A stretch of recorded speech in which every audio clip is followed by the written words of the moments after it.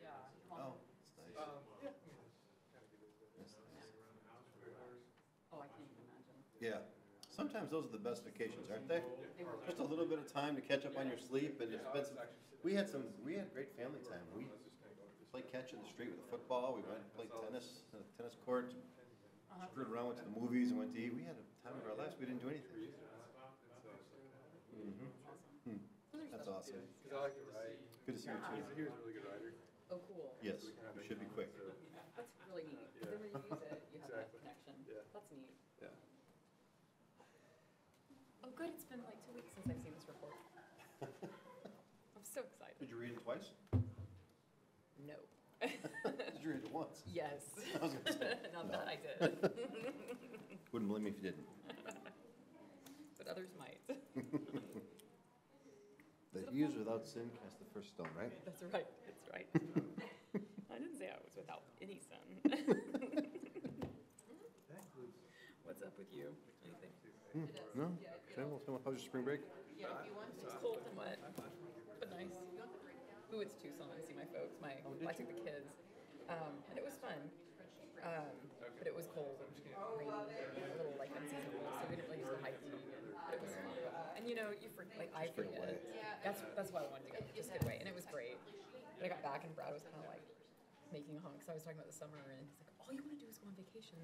And you just got back from vacation. I was like, I was not on vacation. That would work. I was with the kids by myself. That's not vacation. Kids and family, that's not vacation. Exactly. It's work. There was no break for me at all. And he was like, okay. My son hit me. He has a friend, a real good friend of his, whose older brother was 25, passed away from cancer. And so Are you going to he's be been suffering here for in the years. morning? Me? And so my son, Sunday morning, passed away. I mean, My onboarding, son's yeah. dead. Okay. Really, I've had the mayor sign this.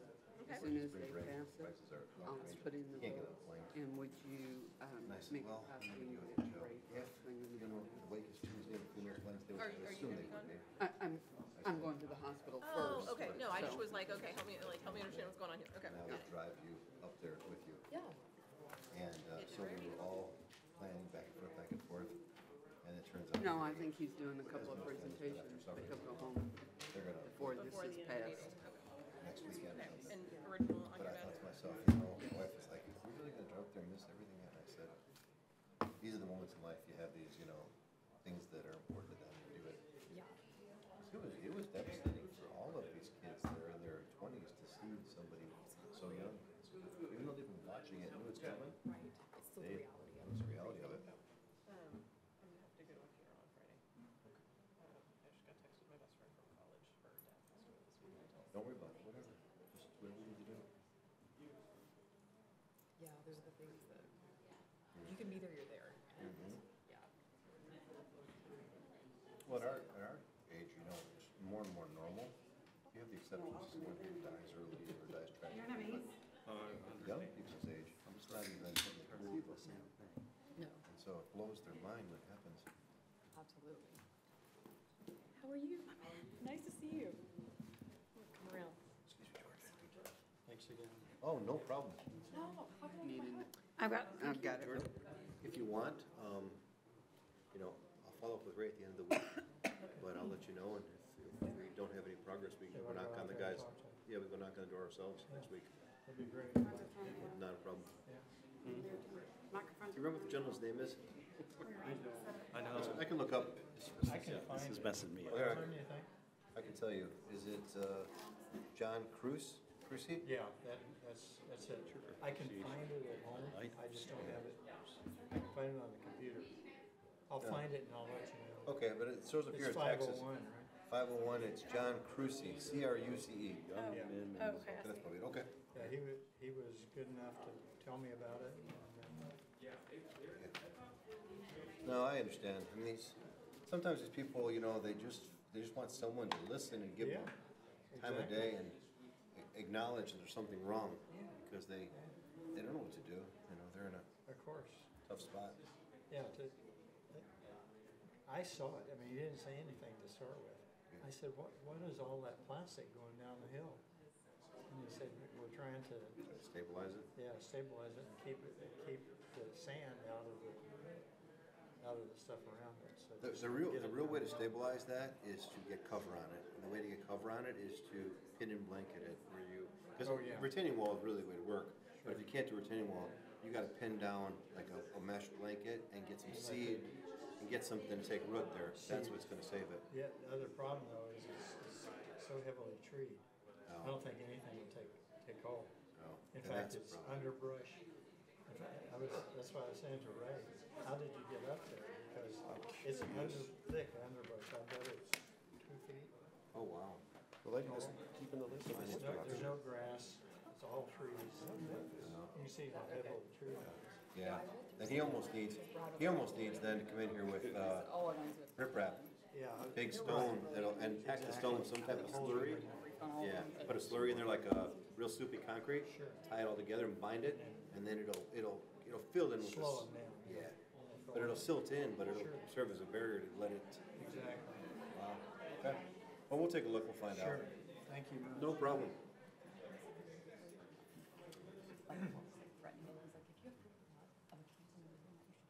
Yeah, and if you'd like me to go out there with you, I'll certainly do that.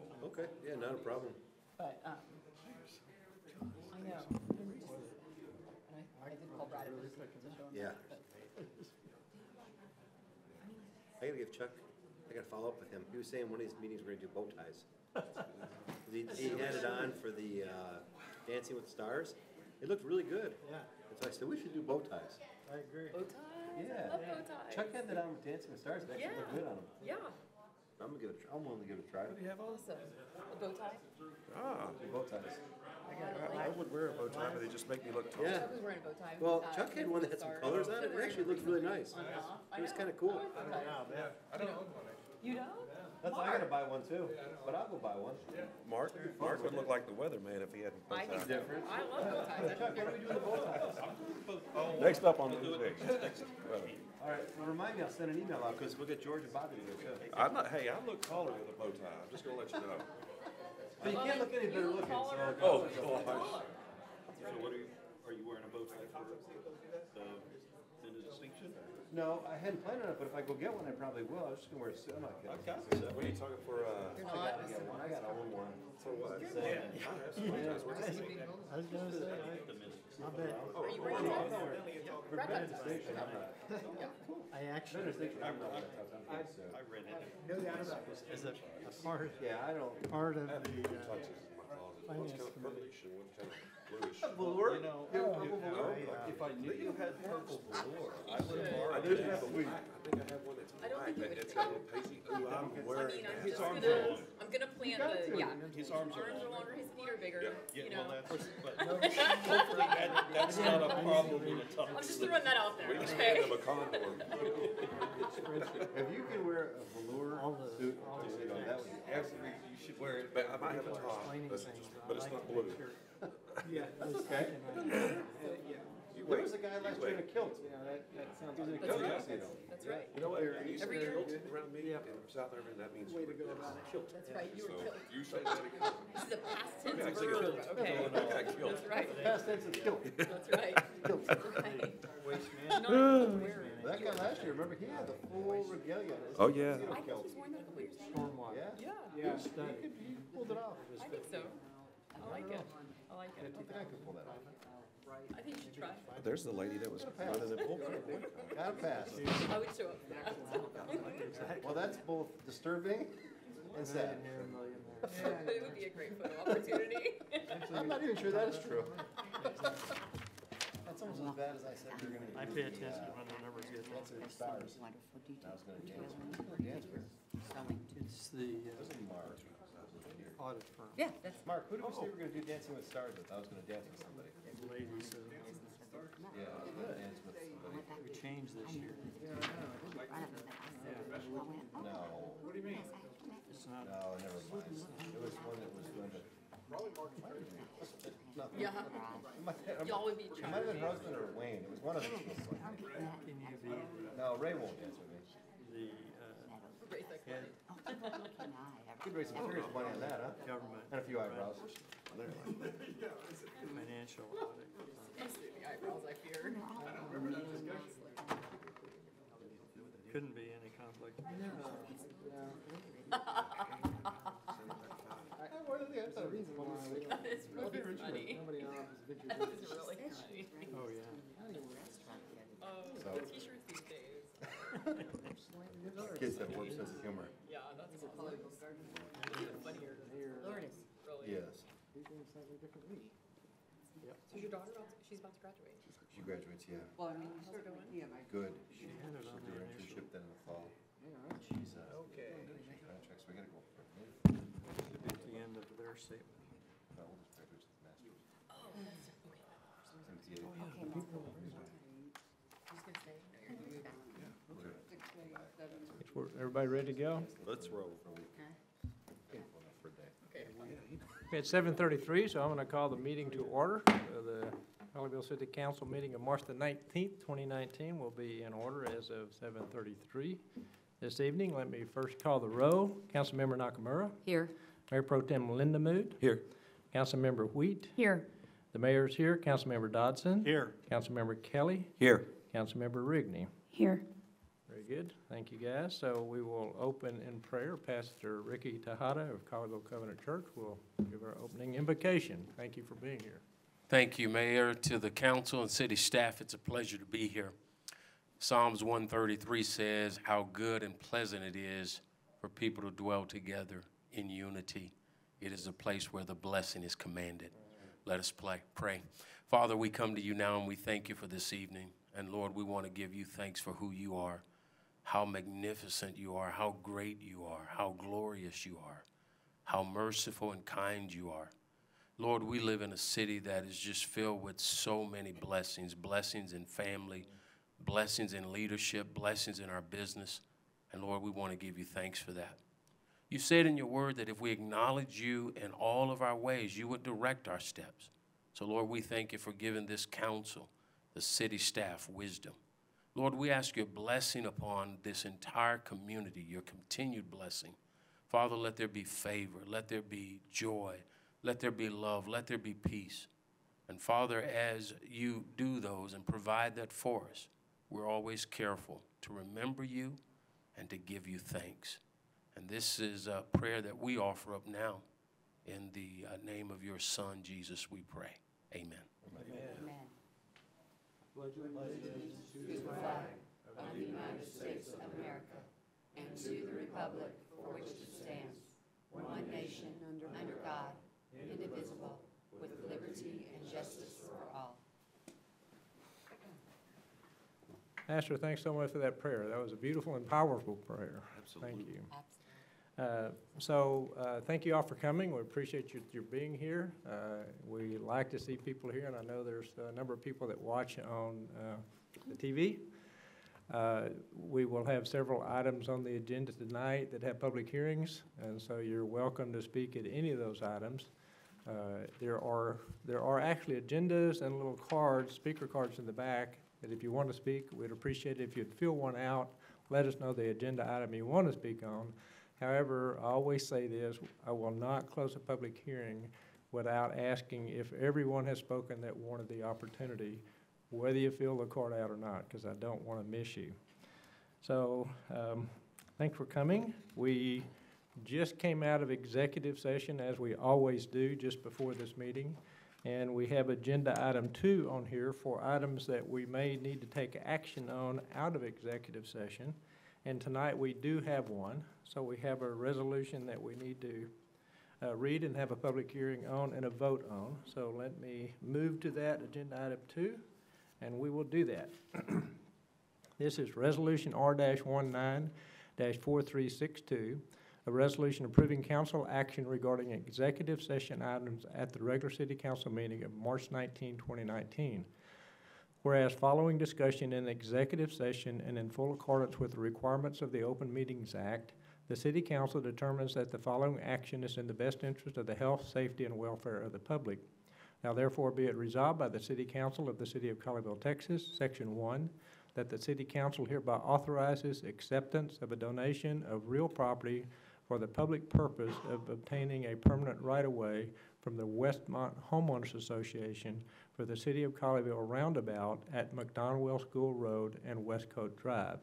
Section 2, that the City Council hereby recognizes the value of the real property being donated as more particularly described in the deed attached hereto as Exhibit A is $10,761 as the date of this resolution.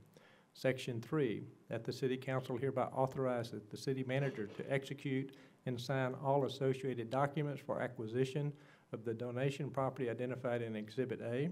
Section 4, that this resolution shall become effective immediately upon council's passage and approval, and it is so resolved.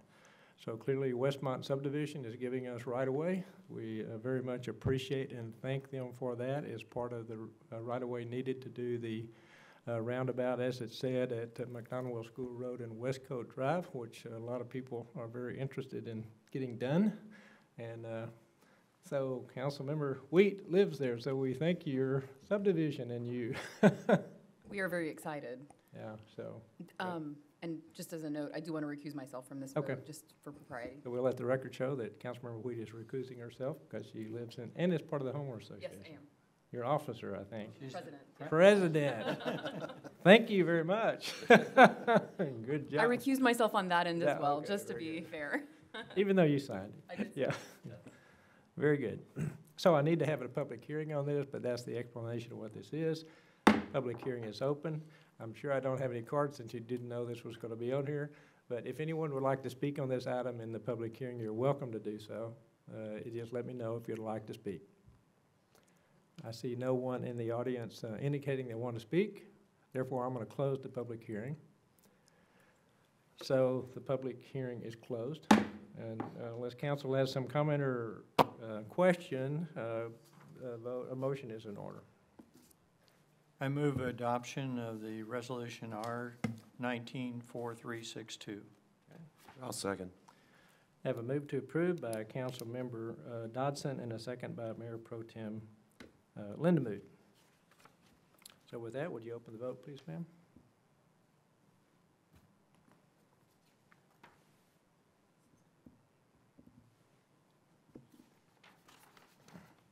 You may show it whenever it's ready.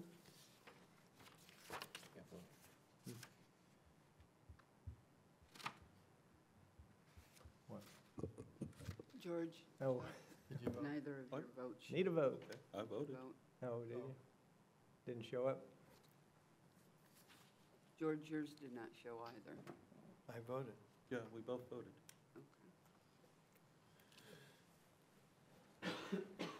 I need to do it manually? Go ahead and do it manually, and I'll see what's happening. Yeah. Promise I did.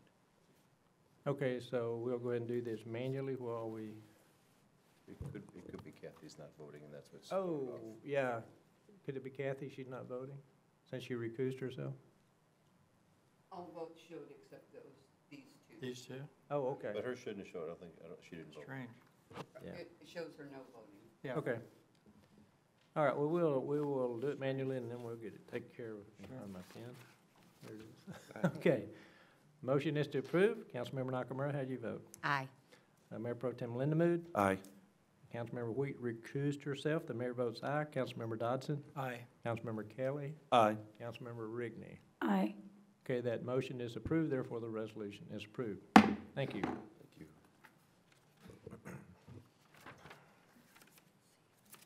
Okay, so with that, we will move to agenda item 3, which is announcements, proclamations, and presentations. So the first thing we always do is have announcements, and we do always have a few. I have kept everyone up to date on the status of sales tax every time we get it reported. So we have our latest report of sales tax allocation from the comptroller's office for January, because these are always 2 months behind.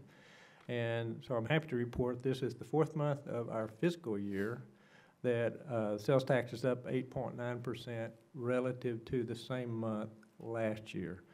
So that's good news. A lot of times early in the year, sales taxes are down a little bit or not up that much.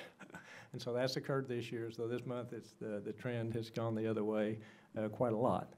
And so we're thankful for that and glad to see that.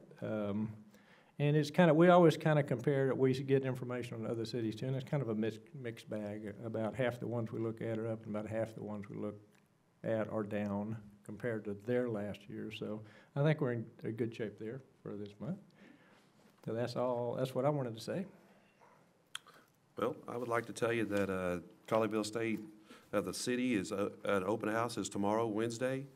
It's at the Colleyville Center.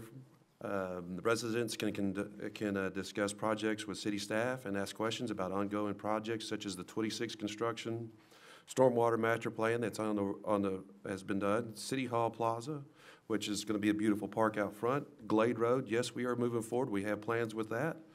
Cheeks Barger realignment, the McDowell School Road and Westcote Roundabout. We are 60% in the plans already for that, folks. It's coming. So we are moving along. Then stick around for the State of the City presentation by our own Mayor Newton. He provides the overview of the city's accomplishments in 2018 as well as future visions. Yes, we have future visions and priorities for moving forward Colleyville in 2019. Yes, because we love our Okay. businesses. Yeah, I've got a report on Tex Rail, one of my favorite topics. The staff has been in direct contact with Tex Rail / Trinity Metro staff regarding the recent gate malfunctions. If you've seen it on TV, probably you've seen it in the internet, people have been talking about it. It's important to realize that those gate malfunctions involve exit gates. There are two sets of gates. If there's no divider between the traffic paths, traffic lanes, then there have to be two sets of gates, railroad gates, and the reason for those is so that we can have quiet crossings, so that the train engineer doesn't have to blow his horn. And so the malfunctions that occurred were the exit gates. And in fact, in Colleyville, we have 3 crossings, as most people know. John McCain crossing is divided. The lanes are traffic lanes are divided, so there's only one set of gates. Those are the gates that keep people from going on the tracks. The reason for this second gates, or the exit gates, is so that if you try to go around the gates, which some people are crazy enough to do, it stops that. Yeah. So that hopefully the engineer will not have to blow his horns. But Bransford and Precinct Line crossings do have both gates. In these cases, the traffic gates were down properly, but the exit gates were not. And we understand that people get concerned when they see a train going through the crossing and traffic gates up. That it is disconcerting. But on Monday, the staff and a couple of the city council members, me included, attended a meeting with the technical staff for the train, and they reported to us that they are looking into possible programming changes for the gate operation to minimize the possibility of these occurring.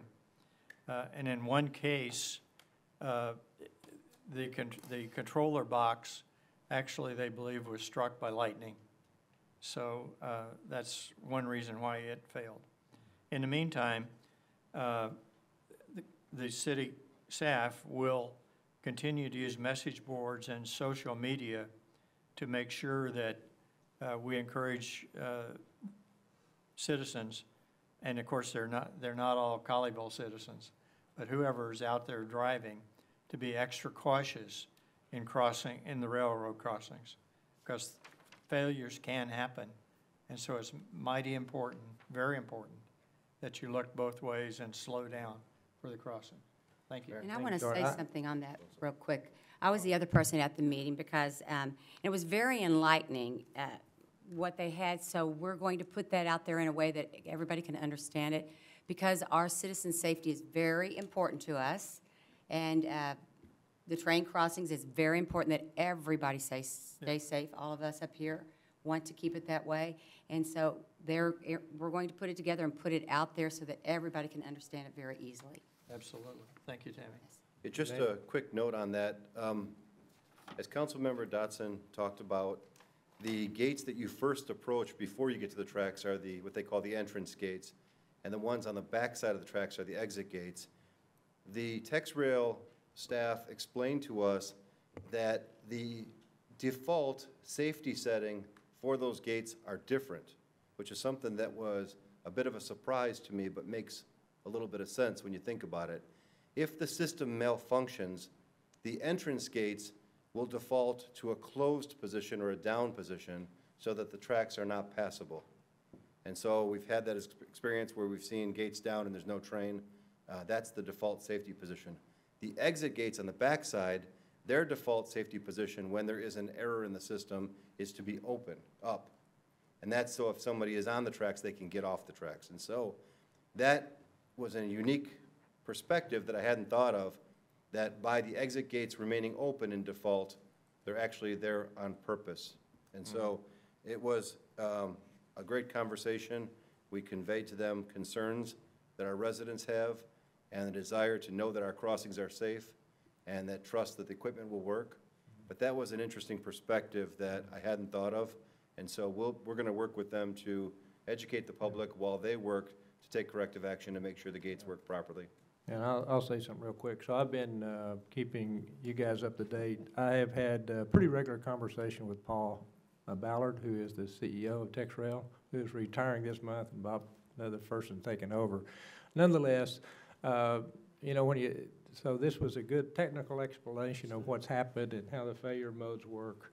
Bottom line, just real simple, is when a failure occurs, it concerns people, concerns me, concerns you, as it should. And so we're working with them very hard to establish these lines of communications, and that's what was described here, actual meetings with them, so that when things occur, they give us heads up. Or I would even like to see when they're going to work around the tracks, they give us a heads up in the city so that we can let everyone know. And all those things are important, just to have that working relationship for communication purposes to everybody as much before the fact as possible on just work details. And of course, any errors are going to be after the fact, but responsiveness to that is important. And because I'm concerned about the work details, because when somebody's out working close to the tracks, federal law says you got to blow the horn. So I guarantee you, when the horns get blown, I get phone calls. And so I want people to know why that's happening, and I would like to know too. Yeah. So we've talked a lot about that. I know there's other announcements. Yeah, just one very minor thing. The gates at Precinct Line may still, the exit gates may still every now and then fail, but they're working on it very hard, and they're bringing experts in to resolve it.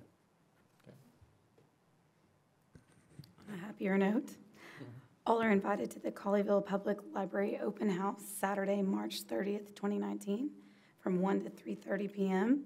The event will culminate the completion of the library's spatial reconfiguration project, as well as celebrate the library's 15 years of service to the community. Thank you. Okay, in another effort to continually assist our businesses in Colleyville, because we love them, we know they're having a little tougher time, even though our sales tax is up, we are allowing for our temporary signs as provided in Section 7-190K to continue beyond the 30-day limit, because that's normally what it is a 30-day limit. So, and we're also waiving the $50 permit. So we want to help the businesses out by letting them keep their signs up so it's easier for people to see. Because as I've said, we love them, we want to help them out, so that's just a little FYI for everyone. And I get to talk about our wonderful fire department, and kudos to our new chief again. The fire department is teaming up with the American Red Cross to offer hands-on CPR instruction and Red Cross certified CPR classes Red Cross certified fire department personnel will teach these classes to Colleyville employees and citizens starting in May. We are also exploring an opportunity to collaborate with them to expand and offer our facility for PTSD, reconnection workshops, and stress management classes targeting veterans in need. That's great. And I've got just one thing I wanted to add. I don't know if any of you have been to the library recently, but if you haven't, I would recommend it. We've got all the new furniture in place and the remodel is complete. And we've also partnered with a group called Sculpture Works, and they have a program currently going on called Bringing the World of Art to Life at Your Library. And it's really fun now to go into the library and find little sculptures all over the place. They seem to change fairly often. On the first floor, there's 3 or 4 with dogs and rainbows, and they're a lot of fun to find. So I would encourage you to stop by more frequently maybe than you have been and find the new sculptures. Yeah, I was in there today. There was a lot. I was They're fun. surprised. Every time I go Yeah. in, I find a new one. So. And March the 30th, we have an open house, I think, Yes. for the library, so stop by. Okay, so that, all the announcements, we got a couple more things to do that are fun things, and the first one is a proclamation in recognition of Colleyville Eats and Lourdes McWhitney. So if you would join me up here at the front, we'll do that.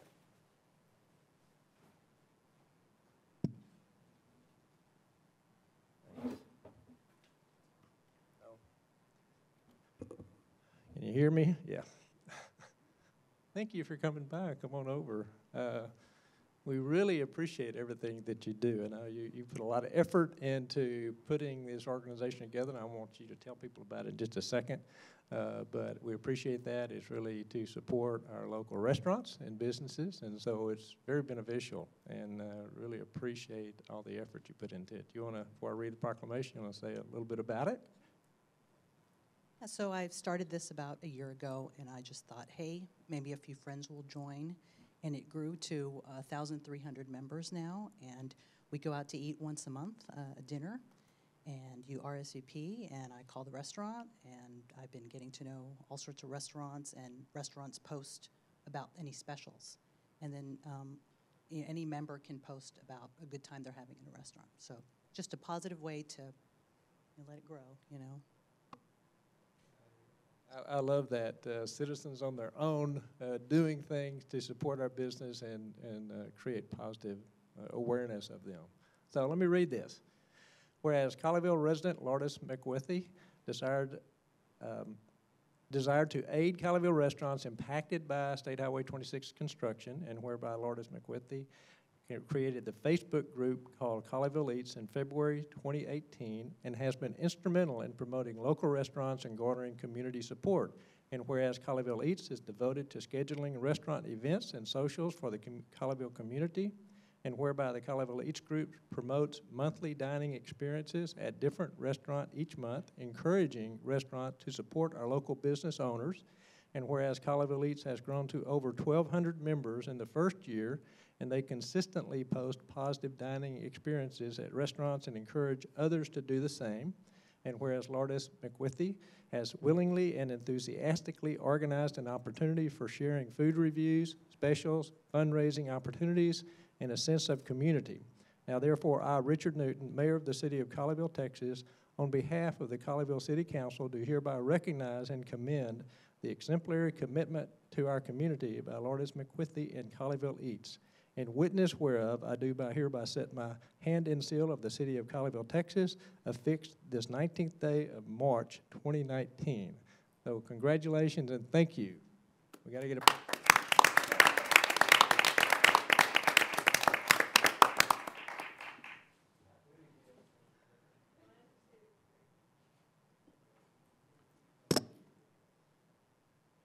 Thank you, Lourdes. Okay, have Adrian need to join me down here. So we would now want to recognize our featured business of the month, and that is Tara Taylor's, and Sonny Lee is owner, and Sonny and whoever you would like to bring with you, please come down. You have family here, I think. That's great. Thank you for coming down. So we stand here in front of us. So we Yeah, we really appreciate you being here in the business, and you've been in business like 23 years, right? You started in Terra, Yeah. and you're now over there on off 26. First time is a Terra Paraleji, and moving is a Colleyville Proba. And I hear you're very good and very quick, and so you have a great He's business. by Orange Theory. Yeah, Mayor. and in fact, I think Hemi Nakamura, Yeah. you know, Sonny, and you want to say anything? I do. Come on down. She always likes to talk. This is true.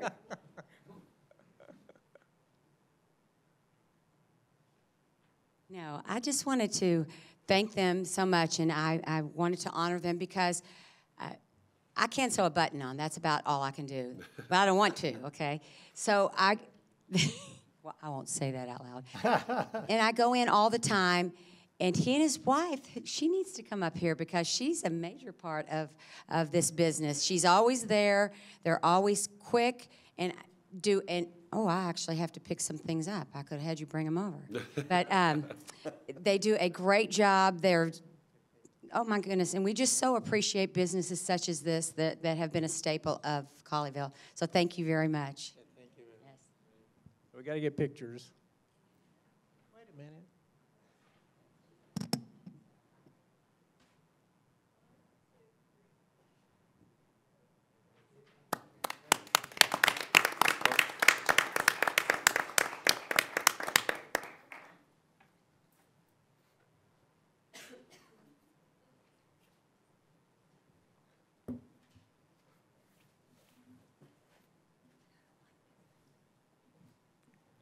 Mayor, can I say something about Lourdes real quick? Just real quick.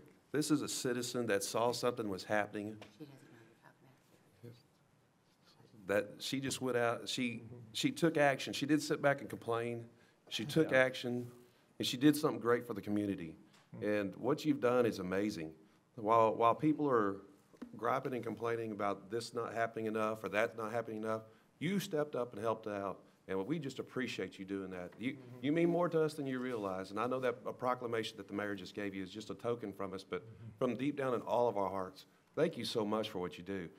Those businesses are struggling on 26 right now, and you stepped up to help not only just those, but all throughout the community. And that's big for us. We thank you very, very much again. So I just wanted to say that. I didn't want to interrupt the mayor while he was talking because he's so prominent, you know, good looking. And, but I just wanted to tell you that. Thank you so much. Appreciate you. Yeah, thank you. Thanks, Bobby. Okay, now we're going to move to agenda item number 4, which is the consent resolution. We'll have a reading and public hearing. This is Resolution R-19-4363, a resolution approving city council action under consent items at the regular city council meeting of March 19, 2019. Whereas city council has taken action on certain items on the agenda under consent items, now therefore be it resolved by the city council of the city of Colleyville, Texas, Section 1, that the agenda decisions approved by the city council action under consent items as follows are hereby adopted. A, approval of the minutes of the regular city council meeting of March 5, 2019.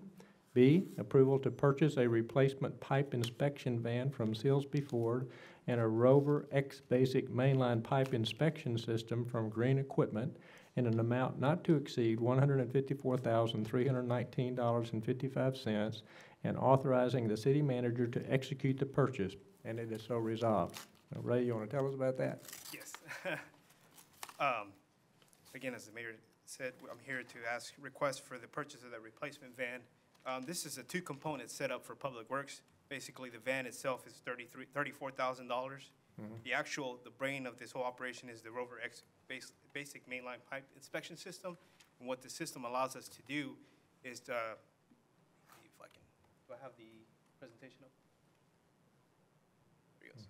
So basically, I try to add some pictures in there to give you some depth into what this tool will help Public Works out. So basically, to the far left, you have the actual brains, the camera that's going to go inside the manhole into the sanitary sewer system if anything was to be lodged or stuck in there. While that system is in there, it also has a 360 view of the pipe to see if there's any cracks or fractures in the pipe. So it allows us to have some pipeline inspections and to make sure that we can take care of our assets. It's one of the questions that was asked during the council orientation that we had a couple weeks ago, if we're staying on top of the pipeline basically trying to get ahead of it before it breaks and we have a failure out in the sanitary sewer system.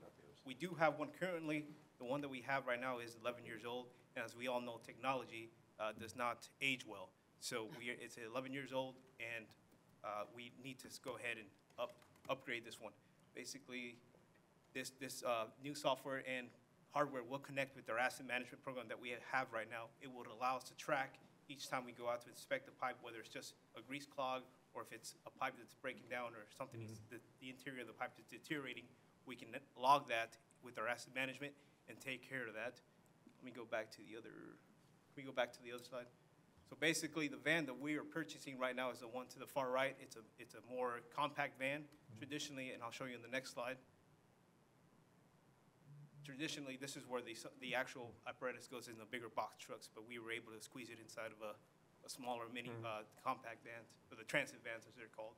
And inside those transit van, it does support the equipment, but also has the inspection software in the desktop, as you can see in there from the lower right-hand corner. All this is done in situ, so basically on-site, we're in there dropping the camera, we're taking the video, looking at it as the camera goes inside the pipe system and inspects it for any problems or what could be causing some of the clogs or backups. So I know it is a little bit expensive, but it's mainly for the technology component of it. The van has really no bearing on it other than just a brand new van to fit that system.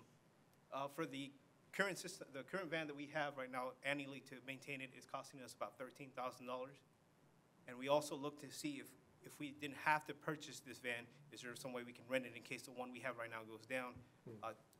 Unfortunately, this van is not just made available to the public or to the facilities readily, so they will have to have some time to go find it and see where they got one, and not all the software is the same. So this is the one that we wanted to go with to replace the aging system and to be able to have the system, the technology there to help us prevent any catastrophic failures with the sanitary sewer system. And that's pretty much it. Okay. Any questions? I reviewed this piece of equipment, and it's a great piece of equipment, especially with ours being 11 years old. There's a lot of things that technology has done since then with this new piece of equipment, and I think this is a smart buy. This is my opinion. And you guys did well by doing your homework, looking for this specific piece of equipment. So for that price, from what I gathered also, you guys did well on doing your bidding throughout to find this piece of equipment too. So thank you, Ray, for doing that kind of work for us, saving us money. Right. Right. As I understand, this is for the sewer system, is that correct? Correct. It is primarily for the sewer system. We can also use it for the underground storm sewer as well. Of course. Yes. Yeah, for storm sewers or whatever. Yeah, if for any you need clogs to. or issues on the ground that we cannot see from the top. Right. This would be able to go in there and inspect it for us. Great. Just a comment, Mr. Mayor. Yes. The van portion is $34,000. The rest of it is the technology regarding the TVing and the scanning. And the Rover has accessories and tires and sizing changing that you can accommodate smaller as well as larger pipe size. So in a traditional sense, you could buy a TV equipment as part of a Vector or part of another piece of equipment and pay hundreds of thousands of dollars for it. So the technology here is really cutting edge, and it is something that is part of our maintenance system. But the van portion of the equipment is bid as a traditional vehicle. It's the technology and the Rover equipment for the inspection services that you're paying a premium for. And that's what really is why this is more expensive. Go back one slide. I think it's one. Yeah, so what you were talking about, different sizes, so you can change the heads for Yes. different sizes? Yes. Okay. And change the wheels. You know, yeah, Yeah, the basic camera element stays the same, but the wheels Yeah. and the assembly Okay. allow it to, and extension arms allow it to work in various pipe sizes. Yeah. And that's the real value of this, is that you have, 4 or 6 inch pipes, and you also have, 24-inch pipes. And Yeah. so you may have different occurrences, different times. This technology allows for a lot of flexibility. And the resolution on this is unbelievable. While I was Yeah. Yep. watching the And videos on it. to further elaborate on that, the atmosphere or the environment inside the pipeline is very corrosive. So this Sure. technology has to withstand the H2S gas produced inside Yeah. the system. So yes, Yes. So we buy the technology, buy the van, and then we install it all in the van? actually, Or it's all going to somebody be do- done for us. They It is? Okay, so you get the And package. when- One thing I okay. did forget to ask, the existing van, we will keep and use for other services throughout the Okay. city as well. Good. So Yeah, I was going to say that you're not just throwing that current truck away. correct. You'll be using it for other, We're going to repurpose it for other functions. That's throughout the great. city. Excellent. Okay. So, thank you, Ray. You're welcome. So, George, I think you told me you had some small change to the To the minutes minutes, or in the yes. resolution. Yeah, it's just, I've already given it to the secretary. Okay. It's just adding one word to the third paragraph, the ending sentence, talking about city council directing staff to further research costs, operations, that word wasn't in there, Okay. maintenance and staffing for presentation to future agenda. Okay, very good.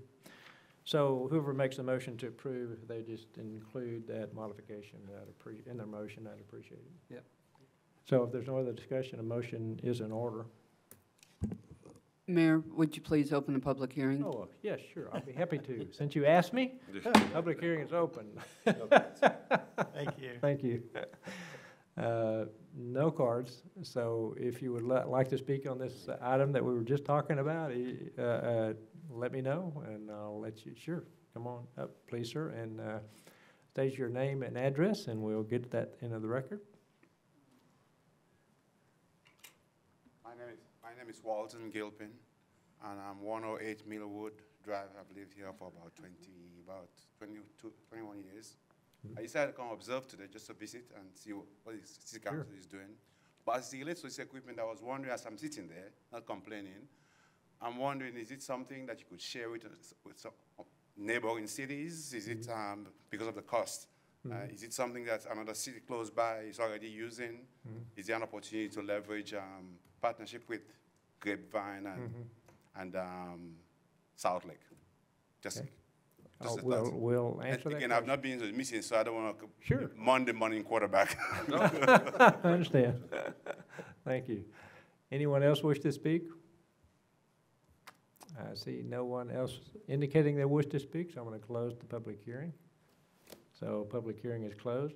Good question. So I'm going to let city manager answer that because I don't know the answer for sure. I will say that we do a lot with other cities. If you haven't been here to listen some with our jail system and our dispatch system and some big items, we have joint facilities with Keller and South Lake. And so we do pay attention to that. But on that particular question, I don't know. Yes, we do share equipment with other communities, but it's more on an emergency basis than on an operational basis. Part of the reason for it is because a lot of the equipment is unique to the characteristics and the operation of the entity. But the real reason is a lot of this equipment is expensive, and we want to maximize its useful life. And more often than not, with multiple agencies using it and different operators, the wear and tear on the equipment is harder. And so this is like a Vector truck. It's that big truck you see with the hose on the front. There's a big tank that's for hydro excavating, removing dirt using water pressure. And those can be, $400,000 or $500,000 pieces of equipment. Same with fire engines and things. And so this kind of falls in that specialty equipment. But certainly in an emergency situation, we would allow for others to use it. But as a practical application, it's primarily for our residents. And we do have a great deal of experience with clogs related to grease, but we also have failures related to pipe collapsing or pipe damage. And this allows you to go in right away, determine not only the level of complexity of the problem, but its exact location. So when you dig in the right spot. Because unlike water lines where the break is obvious, in sewer constraints, the problem is often well away from the source. And so this technology is good. It does have a long life, but certainly it's an excellent question, and we would share it in emergency situations. Thanks. Sure. Any other discussion or comments from the council? We could have used this about, a year ago, whenever. Yes, sir. Whatever. Yeah, I was thinking about that exactly. We had a sewer break, and it showed up in houses to the north and other streets, but not at the break because it was like, what, 20 feet down? Yeah, we dug for, how long did we sit out? Yeah, it was probably 14, 16 feet, and we started and kept digging, looking for we had a clog in a pipe. Yeah. We didn't know where it was, and so we began digging very deep hole and kept going. I had a situation in my career where we dug a sewer down 23 feet deep, and it's very dangerous and it's very complicated, and trying to find the source of your problem is often at the mercy of this type of equipment, and when you need it is at 3 in the morning. It's never at a convenient time. And so certainly that's a legitimate conversation. Yeah. And just so you know, when you hire companies to TV your sewer lines, your sanitary sewer lines, you can spend, $25,000, $30,000 just in obtaining video footage of those sewer lines to make sure their present condition is appropriate. And 6 months down the line, that video is worthless because things change all the time. This technology allows you to go in as you need in real time and deal with situations. And it's cutting edge, there's no doubt about it. Yeah, that particular example that we were talking about is interesting because a builder was building a house and dug a pier down that deep, hit the sewer line, filled it up with concrete. Both ways. Both ways, yeah. Anyway. I will have to say that I think we're doing really well on this. I know I sat last year in a school board meeting, and they were talking about buying pretty much the same equipment at about the same price, and their comments were very much around the fact that this equipment is not available for rental. It's very hard to find, and it is very useful to whichever municipality owns it. So I think we're really taking a good step here and getting a piece of equipment that's going to last us for quite a long time. If you wanted to have this done by another party, they would not let you use the equipment. You'd have to hire their crew. Yes. And so it's much like any other technical things. They don't want you beating up on their equipment. And so that adds to the cost, no doubt. Okay, we can talk about it more, or we can have a motion if you're ready to. I make a motion to approve Resolution R-19-4363. I'll second. Would you add to your motion, amend it to include Councilman Dodson's modification to the minute? Yes, just that, amended with Councilman Dodson's recommendation. Okay. Thank you. And I'll second that. okay, so we have a motion to approve by Councilmember Nakamura with the amendment to the minutes and a second by Councilmember Rigney. So would you open the vote, please?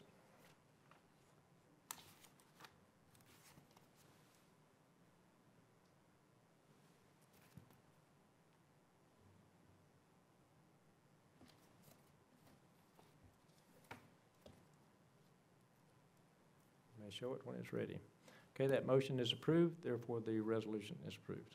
Thank you. Moving to agenda item number 5. This item is not for action, it's a, Did it show up as 6-0? It showed up as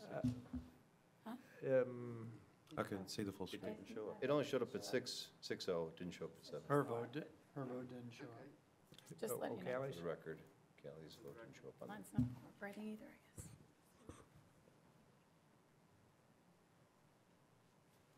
I'm used to seeing the green and didn't count, thank you. Yeah, I saw it was 6-0. I didn't know who it missed, but I saw it was 6. Yeah. Mark's fault. Give us just a second. Go ahead. You okay? Yeah.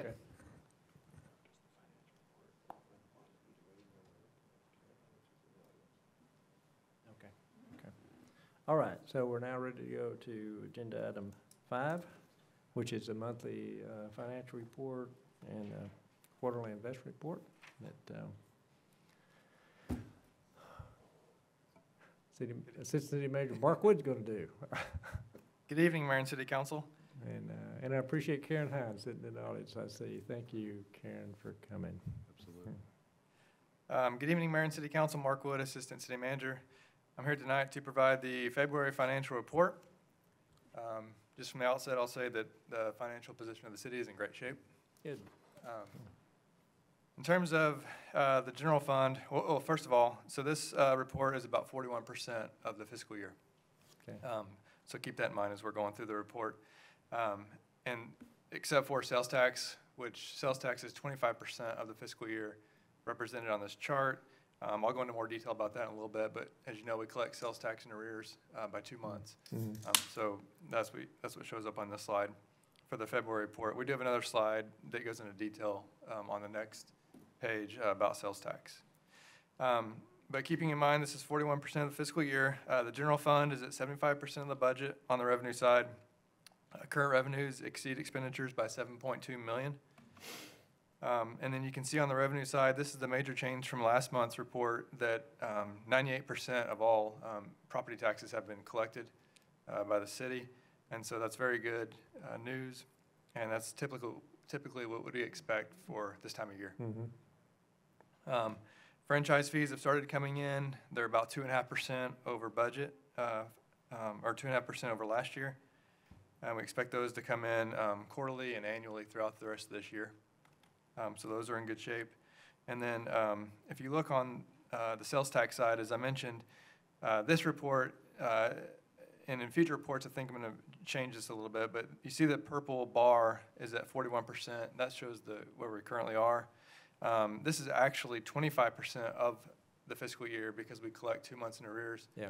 So in future, we'll adjust that red bar to show where it actually is in the budget for the collections.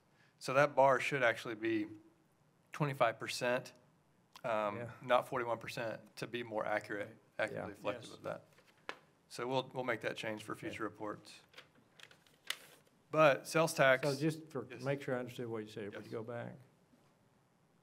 So I'm looking on the right side under sales tax. So I think there's a 26% and then there's that purple bar, but this purple bar is at the 41%. Correct.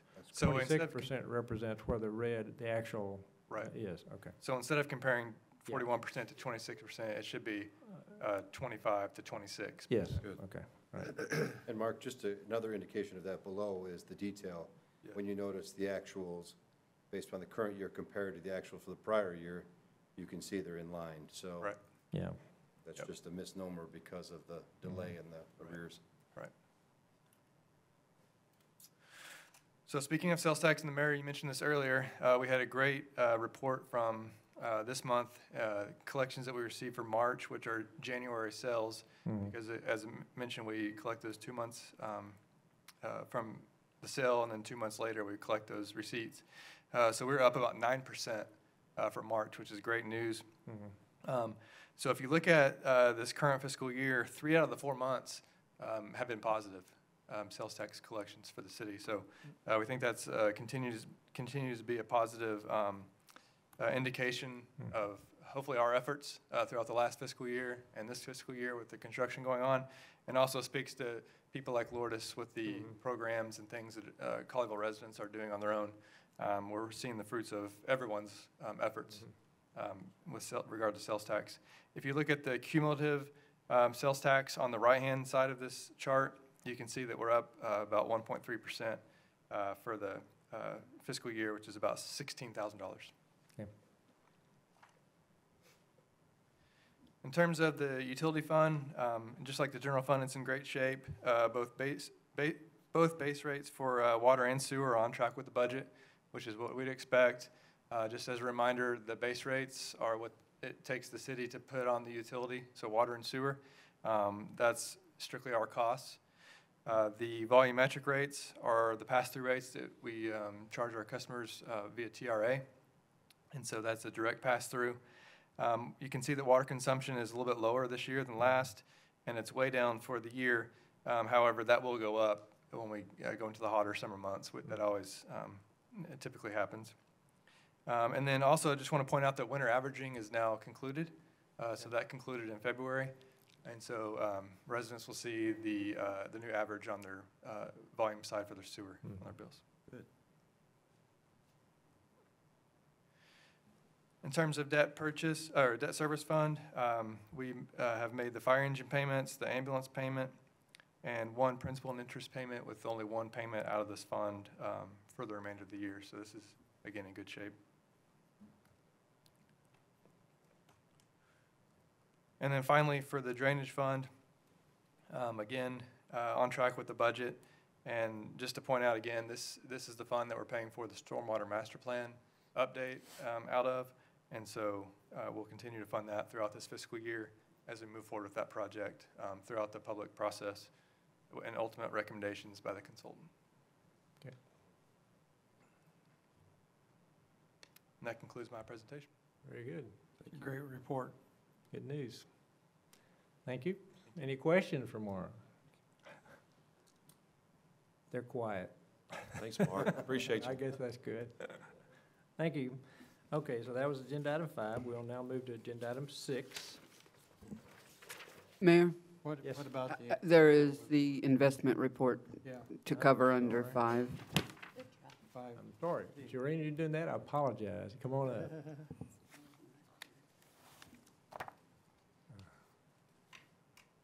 Good evening, Mayor and Council. Shireen Gindi, Chief Financial Officer. This evening, we're going to go over the month as a quarterly financial report for the investments for the quarter ended December 31st, 2018.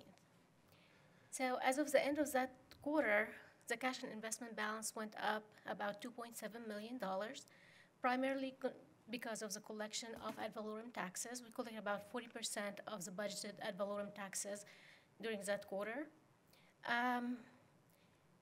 In this quarter, we had 2 maturities, a theater for about $510,000, and an agency for $1 million.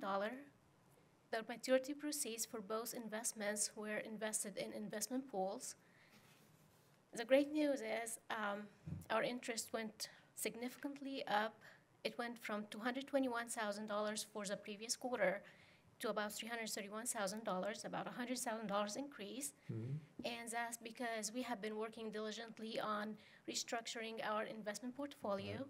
And so in your package, you can see how we increased our investment in local government investment pools by about 22%. That's about $11.7 million. And also, we're able to secure a higher yield for our sweep accounts. Last meeting, we talked about how the market is very optimistic about rate increases in this year. They were expecting like about 3 increases this year, but we're getting less optimistic about this. So we're hoping we can keep the pattern, but we're under the mercy of the market. So any questions? Very good. So just for everybody, so there's a lot of information you just said, and I don't know if everybody can track it, the audience, but you've been diligently making changes to our investment. We changed investment policy, yes, and you've adjusted the funds to account for that. And what I heard you report to us, that our investment revenue has gone up as a result of that. yes, sir. Plus, we're very consistent with our new policy, which places the appropriate restrictions on where that money is. And so I congratulate you on the getting that done and the job. And the other thing I'll comment, I was just opened, I was looking at, we have a lot of information in our packet that everybody else can't see. So I just happened to, in our packet, we do have the all funds cash and investment report, what you're talking about. And just for everybody's benefit, these reports that I'm looking at, you don't have up there, show where every dollar in this city is. Exactly. And actually, those reports are posted on the transparency website, as well as our monthly financial report. So they're available for the public. They can right. look at it. And so we want people to be able to see that. We want them to know where their money is and how it's being spent. So we want to be completely transparent in that. So thank you for making that happen. Oh, thank you. Great job. I think, yeah, thank you. There's one thing I would mention for people who believe that the city may not be, I've heard some rumors, you know, is the city really doing the right things? We have roughly $88 million in various funds. Those are not, we can't always spend money out of some of those funds because they're, by law, that we can only spend them for certain things. But the financial base for the city is extremely good, solid. So it's a good point, George, says people don't see all that data, but $88 million in cash. Exactly. You need to keep it in investments, so you're making some money on. So that's what we were talking about, the investments that we're making. And that most of that money is almost immediately available. Yeah. So it's not tied up. There are some longer term, but they're not very long. And again, it's on the transparency part of the website, the OpenGov. Exactly. So you can Everybody see where every can see penny it. is, if there's any questions. Yep. That way, there's nobody having to guess. I'm proud that we put that out there, and so transparency at its finest. Thank you, Shireen. We appreciate it. Thank you. Thank you, Shireen. And I'm proud of the fact that we're so blessed in this city that we're doing everything on a cash basis. Richard. Don't borrow any money. I'd like to point out also, on our desk, we have the consolidated annual financial report. And that's a major, we have a new account auditor. And this is their first report, very complete. I'm very pleased. So citizens that may be interested in the financial, these are, we could refer to these as CAFRs. These are very useful. They have a lot of notes in them about the finances in the city. And so I used to always go to this if I want to know what was happening. Yep. That's good. But it's referred to as the CAFR, but it's an audit. Right. So Yes, if anybody exactly. cares. Okay, now, we're ready to go to agenda item 6? Maybe not. Well, thank you for keeping me on track. Okay, now, agenda item 6 is the first reading and public hearing of an ordinance, so there will be no action tonight. The action will be at the next meeting at the second reading. So this is first reading and public hearing of ordinance O-19-2078, which is amending ordinance O-09-1707, which is composition in terms of the Colleyville Tree Board. So really what this does, I guess we don't have so I'll just speak to it.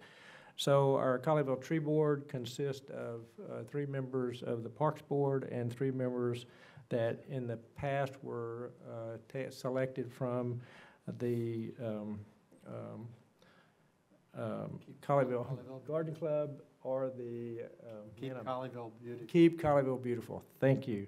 Keep Colleyville Beautiful has kind of gone away, that organization, and so this simply is modifying the ordinance that set up the tree board to change it by replacing the Colleyville Nature Center for the Keep Colleyville Beautiful organization. So when we pass this ordinance, the tree board functions will remain the same. 3 members will still come from the Parks Board, and 3 members then will be selected from the Colleyville Nature Center or the Colleyville Garden Club. So that's what this represents. So it's pretty straightforward. And I'm going to open a public hearing. Public hearing is open. I do have a card. Great. Kathy Hadley.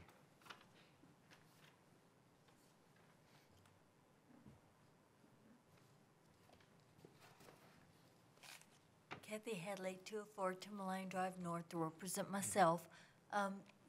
It sounds like a really great program and everything. My concern is limiting it to just being on the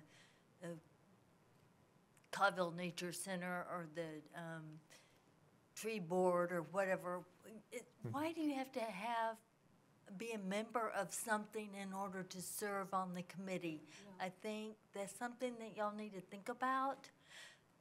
Some of us don't have time to be on all these different committees, but we might enjoy spending a little bit of time doing something like that. You understand what I'm saying? So just think about you're limiting yourself if you make the person have to be specifically a member of some organization. Okay. Thank you. Thank you. Do you have any other cards? No, sir. I have no other cards. Anyone else wish to speak on this item? Yes, sir. Again, yeah. Only my second time coming to a board meeting. Sure. I'm wondering, what's your selection? And sorry, would you state your name and address again, please, sir? We need to always do that for the record. Walton Gilpin, 108 Millerwood Drive. Thank you. I was just wondering, following on the comments, how do you select? Do you encourage? Do you really reach out to the community, to households to participate? Again, I came, but maybe you get more participation. You get more of the citizens participate in some of these things. I suspect it's always the same people because they want to show up. Okay. So just a suggestion that maybe there's a way to solicit residents to come on some of these boards. Yeah. Okay. Thank you. I'm going to answer. I'm here today. I should share with you, I'm here today because they called me to survey, to talk about the election coming. Okay. And I said, we are talking to me about the issues. And I happen to be home. My wife is gone in Seattle. I said, Yeah. let me come Oh, listen. you need something to do. Yeah. No, glad you're here. I have no agenda. I understand. I'm glad you're here. Anyone else wish to speak? I see no one else indicating they wish to speak, so I'm going to close the public hearing. Okay, the public hearing is closed. So to answer your question in general, so we do have a lot of boards and committees, and the intent of this council is to actually create more and involve more citizens. So typically, for most all those, we do announce applications, and people can fill out applications and send them in. There's a few like this one, and Kathy's right, this one is kind of a special one where we are taking a subset of the Parks Board and a subset of the other organization, but I hear what you're saying, Kathy, and so we need to listen to that. Because they tend to, the tree board tends to report into the Parks Board, and then the Parks Board makes recommendations to the council. That's how this one works, but in general, we go out in general to the public for applications. Okay. The council have any other comments or about this? So that was first reading, and so we will take no action tonight. It will be on the agenda again next time, at which time we will take action. So thank you all for speaking. Now we're going to move to agenda item 7A.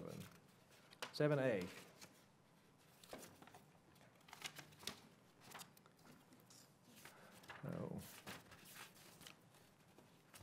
find my resolution.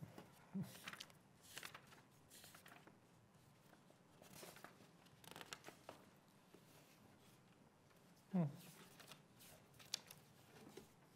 may have to read it from I that. have it if you want to see it. Okay. Yeah, long City Manager, is it? Oh, he's got it? Okay. Ah, I found it. Thank you. It's a long one. It is a long one. Okay, so let me read it. This is Resolution R-19-4364, authorizing the execution and delivery of a continuing disclosure agreement.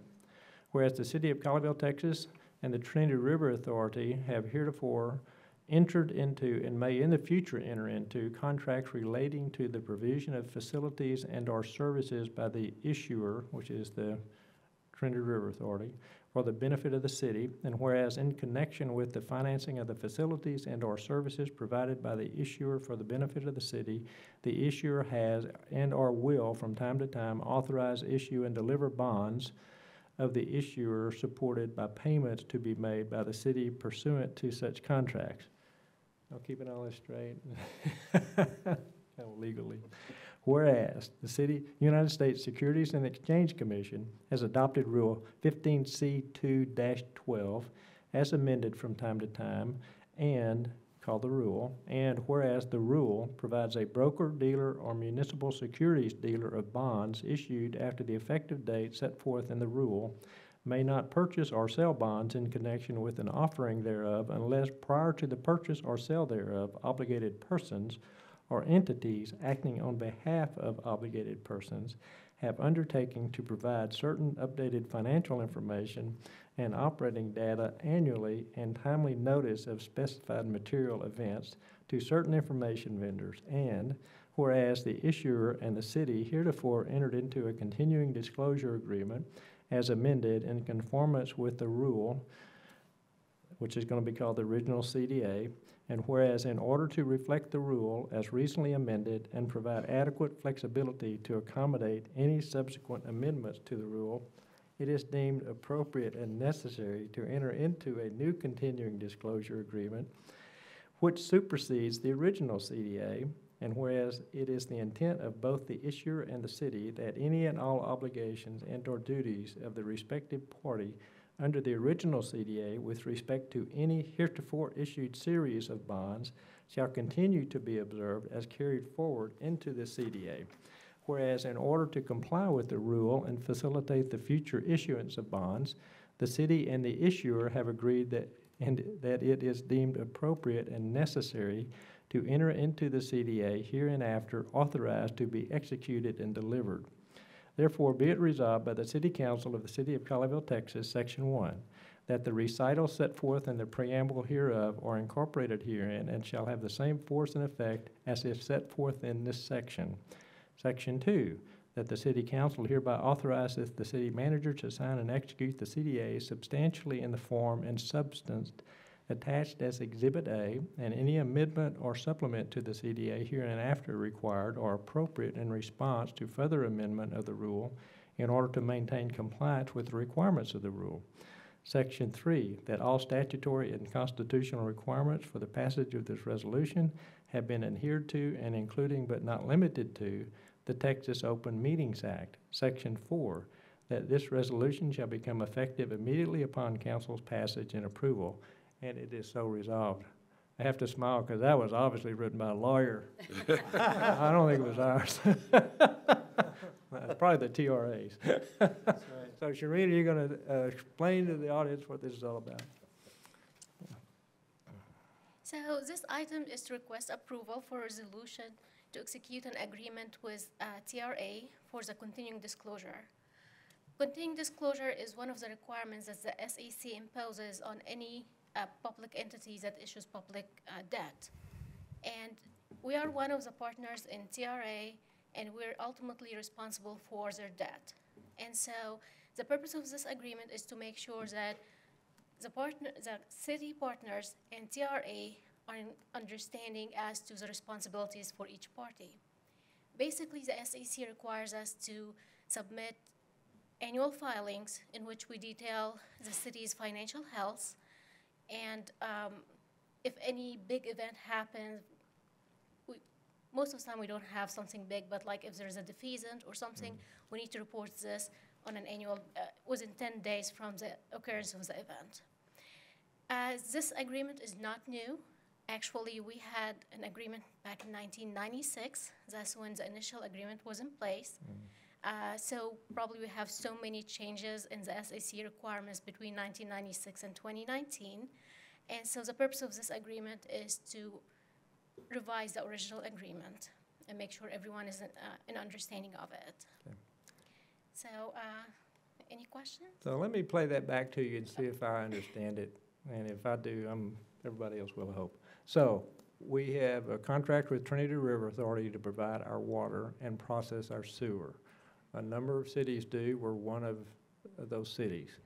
The Trinity River Authority has to put facilities together to process the water and the sewer. To do that, these are very expensive. They sell bonds to finance that construction. And the city partners are the ones that actually are responsible for that debt through the charges that the TRA sends us for the water and sewer processing, which, by the way, we directly pass through exactly what they charge us to citizens for the water they use. That's all on everybody's water bill.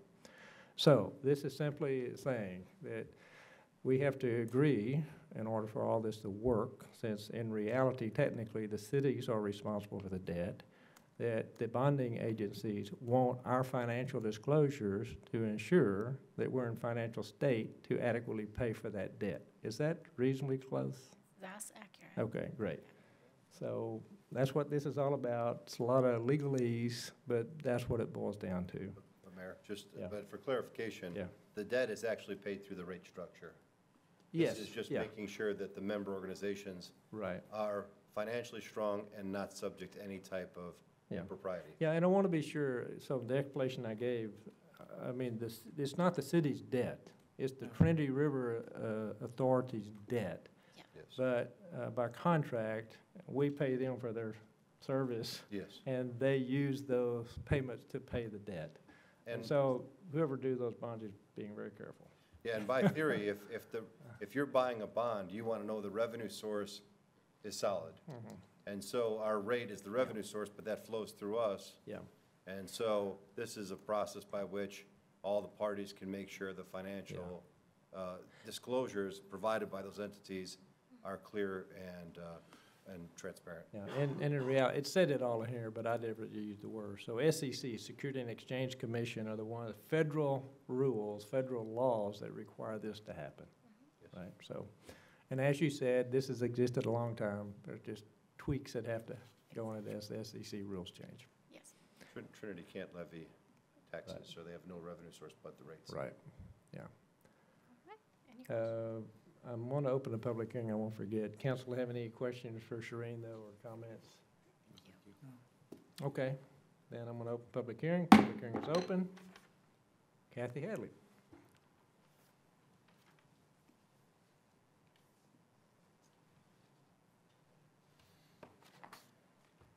Kathy Hadley, 204 Timberline Drive North, to represent myself. I'm gonna really sound old, but whenever I was a kid, we first moved out here, we didn't have city water, we didn't have city sewer. We had one, I can't even remember what they're called, big old huge tanks down in the ground where the sewer went. Septic tank, yeah. Septic tank, Yeah. thank you. And then I still have that. we got to drink, we got to drink some natural spring water. It was great. And then we were forced to sign on with TRA. And so, you know, we did, not a problem. However, it had to pass through the city of Bedford. And so we had to pay Bedford for it to come through Bedford to Colleyville, the part of Colleyville where I grew up, which is real close to Bedford. Is Bedford still affiliated with this agreement? If they are, I oppose this big time. I know you can't discuss it right now. I'll but, answer that in a minute. if we are not affiliated with Bedford at all anymore, then I don't have a problem. Y'all are the wise ones with all this. But if Bedford is affiliated, I don't want this thing to be continued. Okay. Thank you. Thank you. Any others? I have no other cards. Anyone else wish to speak? You're welcome to. See no one indicating that, so I'm going to close the public hearing. Public hearing is closed. So, no, Bedford is no longer involved. I suspect maybe back then the Colleyville didn't have the facilities or something, but this is, we have a contract directly with Trinity River Authority. And actually, I didn't say this earlier, but the way that works is, it's a long-term obligation the city has. That obligation is tied to, it cannot end until Trinity River Authority has actually paid off all their bonds. And I can tell you that will not probably ever happen in my lifetime because this area is growing so fast, they have to continue expanding their facility to keep up. And I will say, I think they do a good job of what they do. Yep. Now, we do talk to them every year. We have them come out and give us a presentation. We have them come out and give us a presentation of all their capital projects and what they're doing and why they're doing it, because we're quite interested in the rate they charge us for water. And unfortunately, we can do nothing about it. And sewer. And sewer. And we do have them give us a projection every year, a 5-year projection of what they believe their rates are going to. And that's one reason we changed how we bill water and sewer to our citizens, so that it is very clear on the bill what component goes to the city that we should be accountable for and what component goes to TRA. And I can tell you our costs have not gone up. However, TRA's costs do go up every year, more than we would like, but we have to buy their water. So. As a matter of fact, I think they had projected to go up the next 5 years. Yeah, correct. Unfortunately. Yeah, yeah. So, I did a public hearing. Any other discussion? If not, a motion's in order.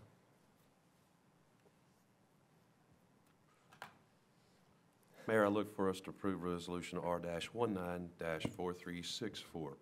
I second. We have a motion to approve by Mayor Pro Tem Lindamood, a second by Councilmember Dodson. Oh, okay. Yeah, that's fine. I don't know if Kath. Oh. Is mine okay? Okay. All right. Fine. Will you open a vote, please, ma'am?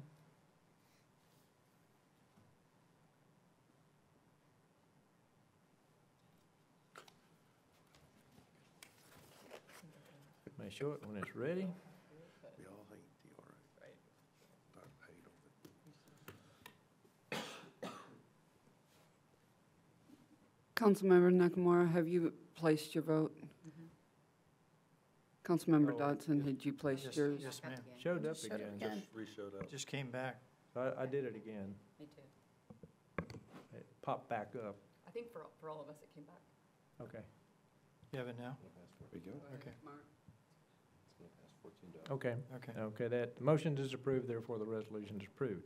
So we move to agenda item B, which is reading and public hearing of resolution R-19-4365, a resolution accepting the annual audit for fiscal year ended September 30, 2018, whereas section 9.06C of the Charter of the City of Colleyville, Texas requires an independent audit at the close of each fiscal year and a certified public accountant, and whereas the firm of Weaver and Tidwell LLP, certified public accountants, has completed their audit of all city accounts and presented the audit to the city council. Now therefore be it resolved by the city council of the city of Colleyville, Texas, section 1, that the annual audit for fiscal year ended September 30, 2018 is accepted, and it is so resolved. Jareen?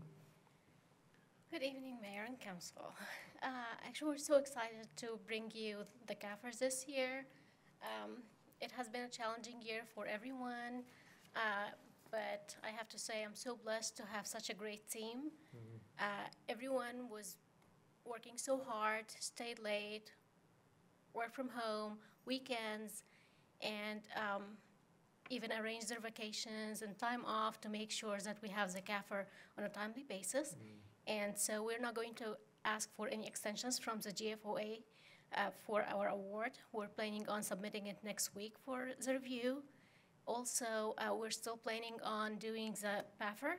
And by the way, like last week or so, we received the plaque for the PAFR finally. It's a beautiful white plaque, so it looks different from all the plaques that we have. So please stop by the display downstairs and look at it.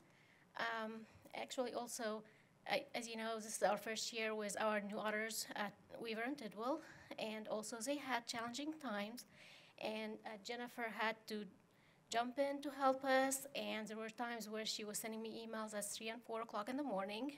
Wow. I appreciate her help and jumping in to help us finish this on a timely manner, and so by this I'll let Jennifer talk to us about it, and I would like to recognize Karen, who was also working from home, and every second she could, and she was calling us on the phone even when she was out to make sure that we're in good shape. And so it's such a great team, and I'm so blessed. I have to tell you that this is the best team I ever worked with in all the cities I worked with. Yeah, great. Awesome. Well, I want to just publicly thank you and Karen and everyone on the team. I know y'all put in tremendous hours and a lot of effort and got the job done, and we thank you very much. Thank both of you. Absolutely. So we're going to introduce Jennifer Ripka. She's the audit partner with Weaver and Tidwell to present the gaffer for you. Good evening, Honorable Mayor, City Manager, Assistant City Managers, as well as members of council. I appreciate you having me here today to present the results of the external audit for fiscal year ended September 30th, 2018. You all should have the long document known as the Comprehensive Annual Financial Report. I won't expect that you all have read it in its entirety. Why not? You should have read it. But there's a lot of great information within this report. The management analysis and discussion, that piece goes through quite a bit of information in a narrative form, which is very helpful, and I would consider it to be the cliff notes of the annual report, as well as the statistical section, which is at the very end of the report, which shows a 10-year historical data for the city, so you can see the growth over the course of over the fiscal years. So a lot of great information, but I'll have you all turn to page 3 of the financial statements. This is the independent auditor's report. It goes through management's responsibility, which is the preparation and presentation of these financial statements in accordance with generally accepted accounting principles. Our responsibility as the auditors is to perform the audit in accordance with generally accepted auditing standards, as well as generally accepted governmental auditing standards, and also to express an opinion on these financial statements. We have released this report, and we've released an unmodified opinion. That's a clean opinion. It's the highest level of assurance that can be placed on a set of financial statements. Also within the opinion is an emphasis of matter. This paragraph goes through that the city adopted a new accounting principle during the course of the fiscal year. This accounting principle is GASB 75. It places the liability with regards to other post-employment benefits on the face of the financial statements. It's similar to the implementation of GASB 68, which placed the pension liability on the face of the financial statements, so very similar. There are quite a bit of notes that are also required with the addition of GASB 75, and that is located further on in the note disclosures around page 63.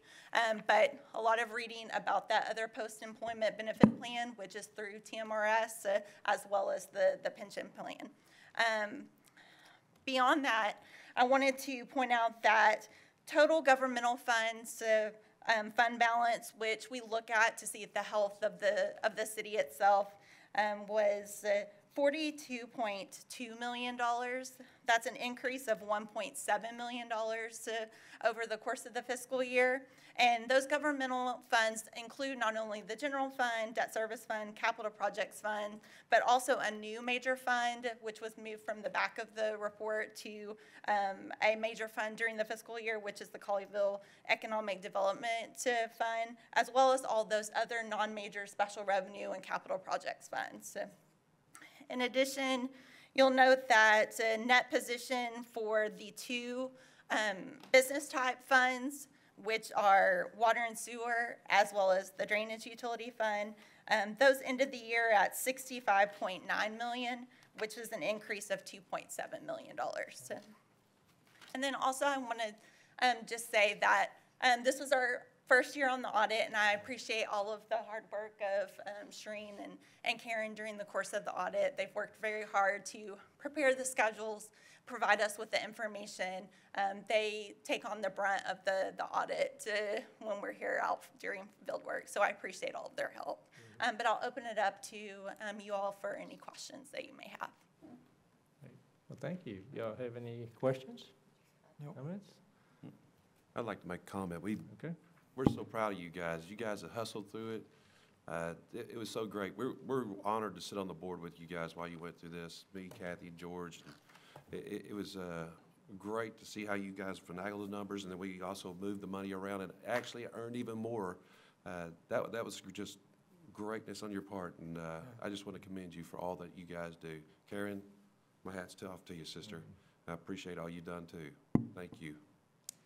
Yeah, we went, the audit committee went through this really page by page.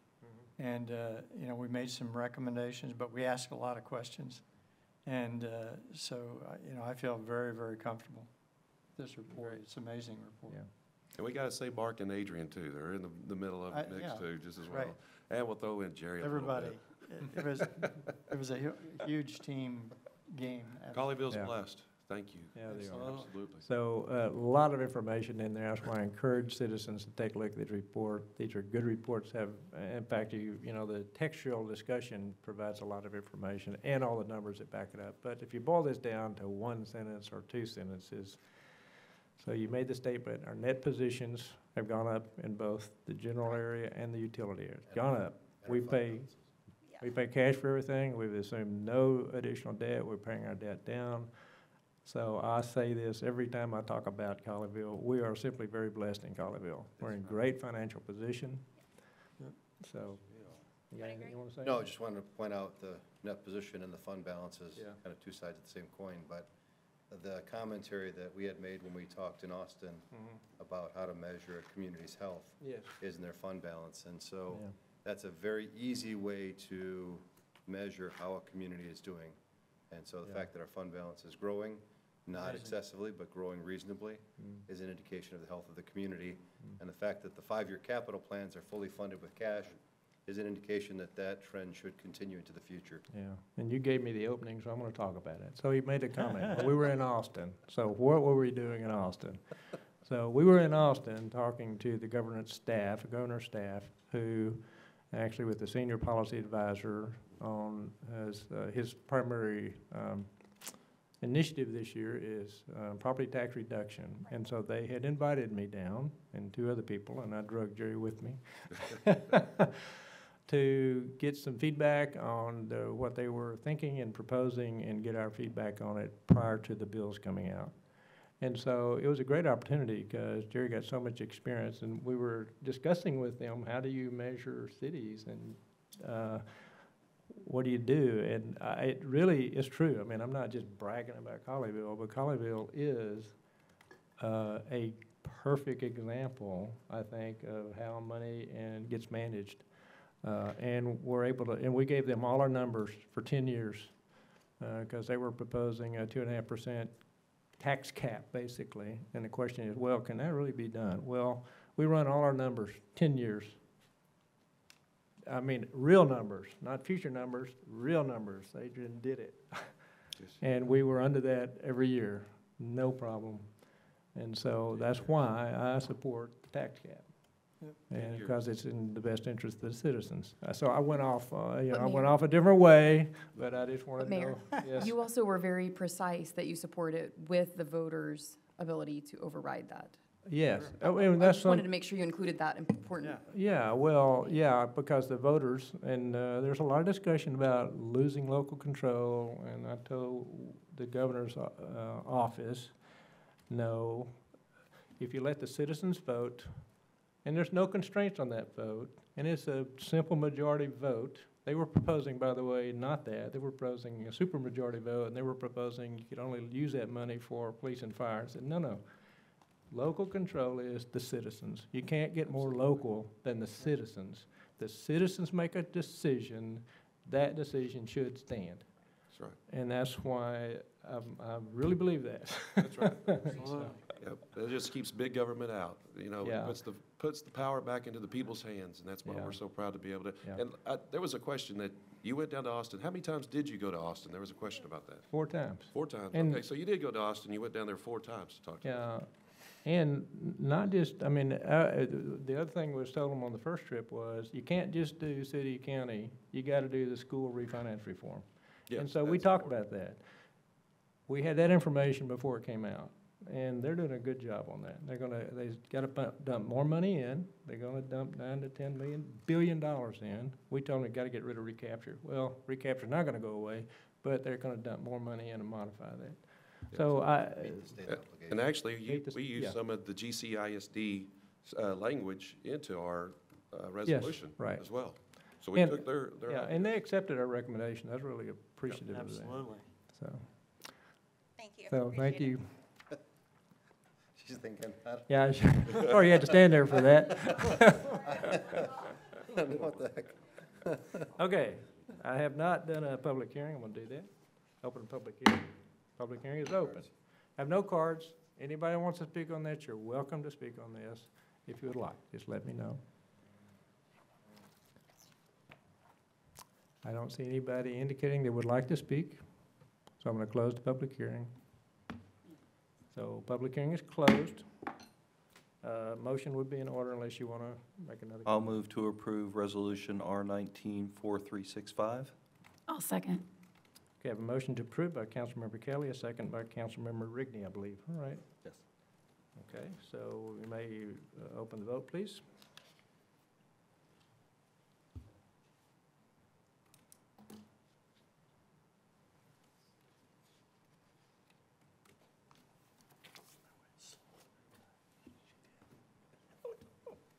Motion is approved, therefore the resolution is approved. Thank you guys for your work. Thank y'all. Moving to agenda item 7C.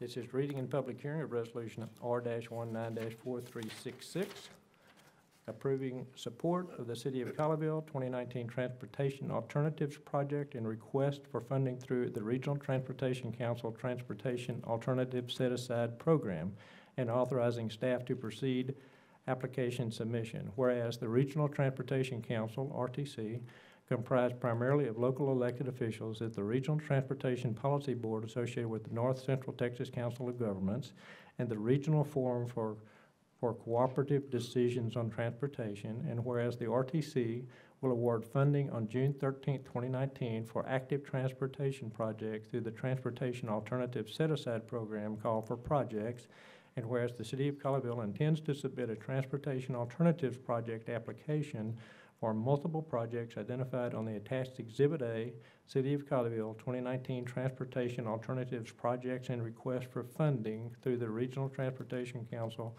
Transportation Alternatives Set-Aside Program. It's a mouthful. To the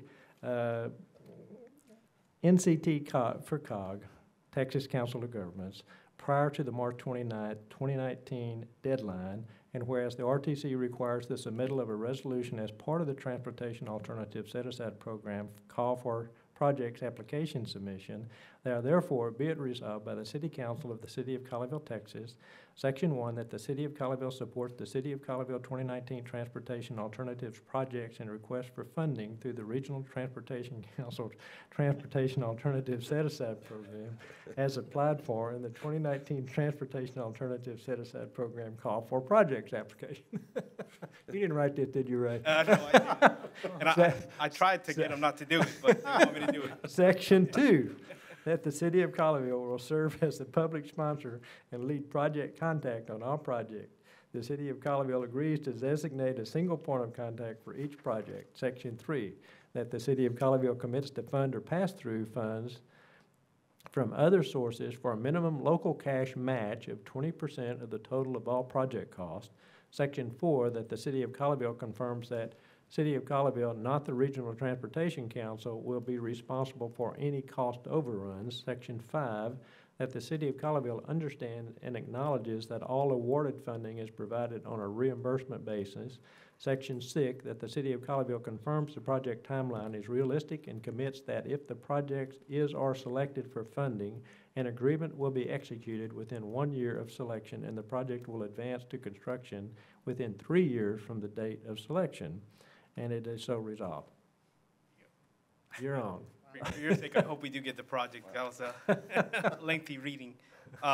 Yes, we have an initiative in the Public Works Department to go after all grant money available, and one of them was this Regional Transportation Council, where they're doing the set-aside alternative projects. The city submitted 6 trail projects. Let me see where it is. I believe it's turned on. You said trail projects, right? Trail, correct. Trail Projects, correct.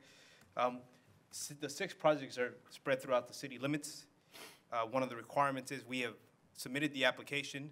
They're waiting for us to pass this resolution in order to have a complete application, which is commits the city to 20% of the entire 6 projects, which is $1.2 million roughly. And so I bring that here before you to have this passed. And if we are selected for some of these grant money, we'll have that in place, and we'll bring that resolution further to see which projects we awarded and commit that money for construction. Great. So this is all part of the city manager's initiative to go after grants, go after money.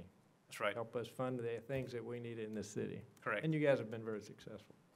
Absolutely. Yes, but part of the process in this effort is that you have to be broad-based in your project scope, and you have to be really aggressive in your process. And so a lot of these applications are not the first time we're applying for this, nor will they be the last. Right. This year, there's 3 different grant mechanisms we're using alone for all these projects. And so some of these projects may or may not come to fruition. Our experience has been, though, what you think is the one that's going to get funded is often not. Yeah. And so we have large, small projects that connect existing trails, projects that connect major focus points like our nature center, which is exceptional. Right. Trails that use some of our natural waterways as pathways, connect to 26, other things. So we're trying to throw a lot of things at it. We want to see how we score on these. We hope they could actually use a point system to score you. We're hoping that we do get some grant funding, but if we don't, we at least walk away with an understanding of where our strengths and weaknesses are to better prepare us for the next round. Jerry, let me ask you a question on that. If we pursue all the grant money and we get it and we don't use it for a project, how do they look at that as? Does it matter one way or the other? No, I mean, it's not uncommon for an entity to get a grant to either delay the process because of something that changes in the community's need or changes in the environment related to the project, like it has to wait for another project to be finished. It's also not uncommon for communities to go back and ask for more money, which is one of the concerns they want to avoid. And so they want you to be as prepared as possible up front. But there's often times when communities just have a later reflection and decide not to pursue the project after all. We tried to sit down and come up with projects here that didn't do that, that said, these are legitimate projects that have been, present either gaps in our current trail system or ideal opportunities to connect new corridors like 26. There's gonna be sidewalks all the way up and down 26. We need to find a way to connect our northern area where the Cotton Belt is to our southern area where our beautiful nature center and our nice walkways between 26 and Bedford exist and our parks. And so these are more strategic, but there's always a chance that you get funded and later on you're unable to move forward. I just didn't know if they looked at it and it affected their decision down the road on something else. I don't believe so. I mean, if you habitually do that, I would think so. Yeah. But the only way to guarantee that they look less than favorably on your applications is not apply. Yeah, but why wouldn't we do it if we get the money? I mean, I'm just wondering. Yeah, we would. So we didn't talk about what's on this, but I noticed on this map you have at the bottom, the red line represents one of the projects, right? And basically what that one is to connect the Nature Center over to 26 and then over to Sparker Park. Sparker Park, yep. So that's, and then at the top, the horizontal line is John McCain Road, I think. Right. And so the left side of that will complete the trail that's gapped right now to take the trail that exists from the roundabout all the way over to, what's it? McPherson. Yeah, McPherson. Right. So there's some neat high priority projects here that's in the Parks Master Trails Plan. Yep. So I'd hope we get some of these. Absolutely. But I really do appreciate the effort and the initiative and the strategy that you put in place about going after these, because it's true. You got to ask to get it. Even if you don't get it the first time, you'll ask and ask and ask, and you will get it. Absolutely. So. And there's a couple more that I expect residents will come forth and say, why didn't you guys push this project? Or why didn't you apply for that? That's what we want to hear, because we want to keep developing, and our engineering team is working on updating our master plan for bicycle trails and pedestrian walkways. And hopefully at the end of the year, we'll come to us with an even longer list to say, hey, we need to start prioritizing and chasing funds. But a lot of these projects take years to come to fruition. And so we got to start now. Yeah. So we appreciate the support. Well, I support it. Thank you. I do too. Okay. Need to open a public hearing? Very much. Thank you. Public hearing is open. Kathy Hadley?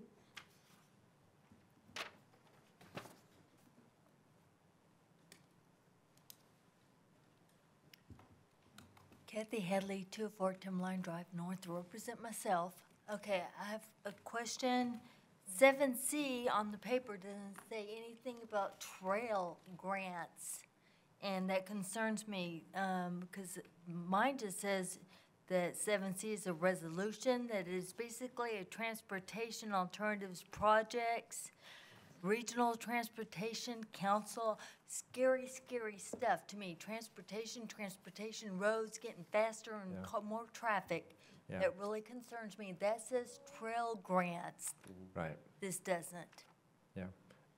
I know you can't talk now. Yeah, I will speak to that. If this though. has anything to do with transportation, as in fixing our roads, it really concerns me that this money's gonna be spent on Cheeks Sparker, straightening it out, destroying our unique quality features of Colleyville, the history behind Cheeks Sparker, all for money. If we have millions of dollars hidden away, let's use some money for Colleyville, not have the government get control and tell us how to spend our money and what to do with our roads. I'm really concerned about what my agenda says and what that says. Okay. Thank you. Thank you. Any more cards? No, sir. Have no other cards? Anyone else wish to speak on this item? See no one else wishing to speak, so I'm going to close the public hearing. Public hearing is closed.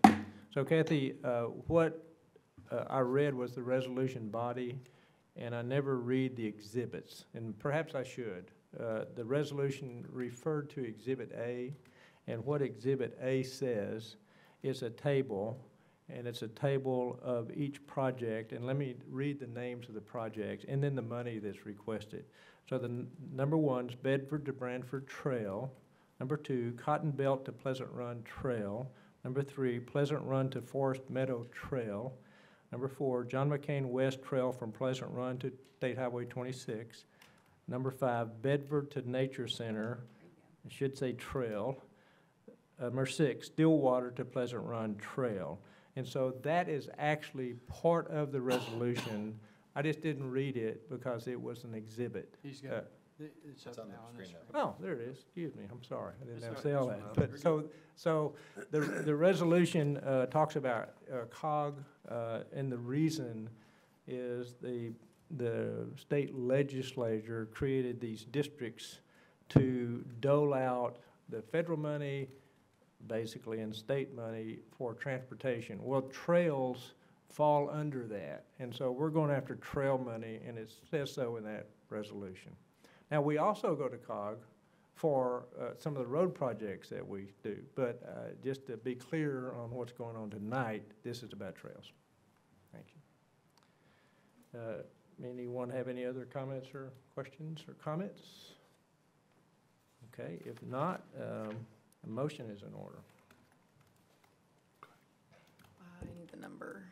194366. Okay, great. I'm going to move to approve resolution R-19-43466. 4366. 4366. I second the motion. You have a motion to approve by Councilmember Wheat, a second by Councilmember Dodson. So if there's no other discussion, would you open the vote?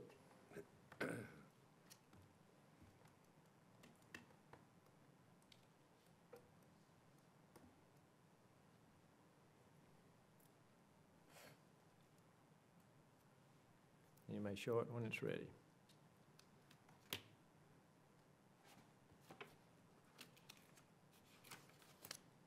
Okay, that resolution is approved. I mean, the motion is approved, therefore the resolution is approved. Okay, now we're moving to agenda item 8, which is a place for citizen comments for items that are not on the agenda. I do have a card, Kathy Hadley.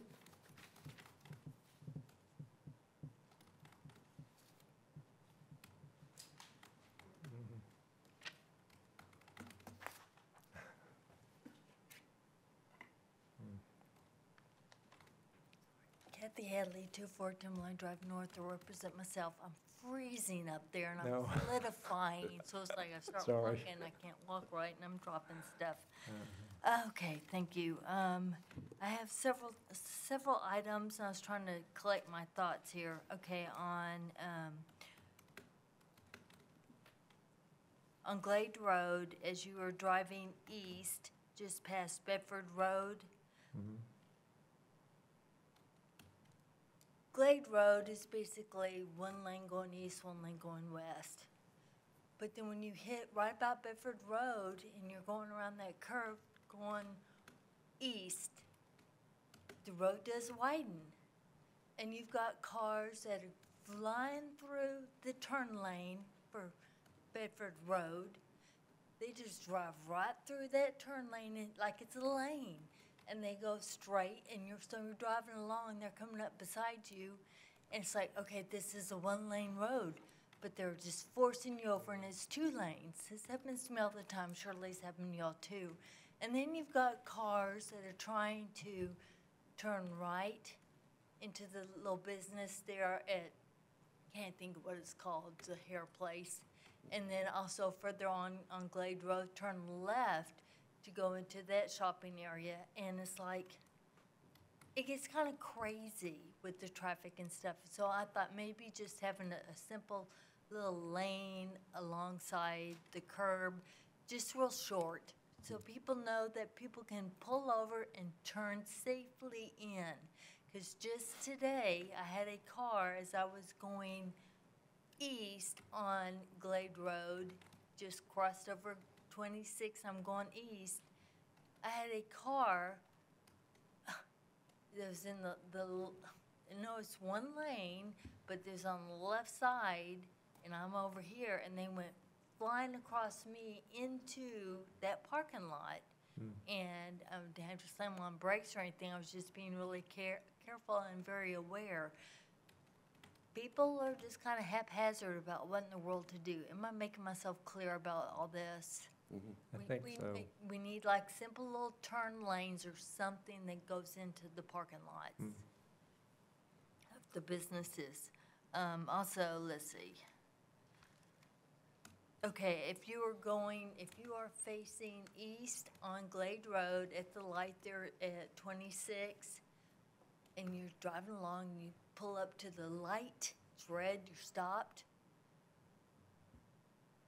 There's a sign, and I've talked to y'all about this too. Y'all have moved it, but it's still not in a good location. There's a sign back over here. It says right lane cannot turn right on red. And I hate to say this, I'm probably gonna get a ticket. I have broke that so many times because I forget unless I'm in line way back there and I see the sign. The sign, when you're in the car, the sign is back over here and you don't see it. You have to like bend down and look around back behind you instead of being up front and down at eye level because it's up high and you can't see. It's just, the window sill blocks the view. Does that make sense what I'm trying to say? Yeah. Okay. And I'm not being critical. I love Colleyville. I just want things to be easier for everybody. Leave Cheek Sparker alone. Please don't straighten it out. I didn't get to come to the pre-council meeting, so I don't know what was said about that. Cheek Sparker has a wonderful history behind it. It's a big part of Colleyville. The curve is nice, and the fire department doesn't have a problem with the curve and with the traffic. And people who live on Cheek Sparker, they moved there and they liked it. Then I don't know. They may be the ones complaining about it, but let's leave Colleyville's history. That road alone. Leave it alone, please.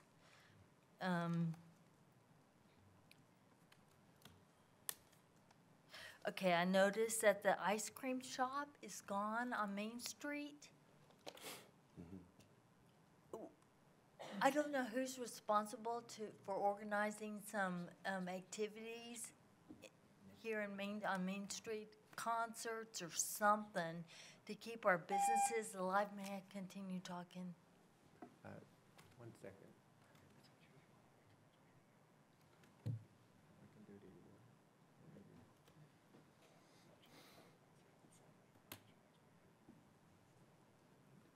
Okay, I'm sorry. Go ahead. Okay. That was something else. That's okay. Sorry. Okay, I noticed that the ice cream shop is gone, and I know because of the lack of business, it died. I don't know who's responsible for getting the business going and the activities going on Main Street. We have a wonderful pasture area by the library. Let's get concerts and stuff going on so people come out and frequent the businesses. You know, we would go out here and get an ice cream, but it's not visible unless you're out here. So whoever's responsible for activities, they need to get on the ball, get more things going. And I'm sure just like everybody else, they're crazy busy, and I understand, but things need to keep the businesses alive here.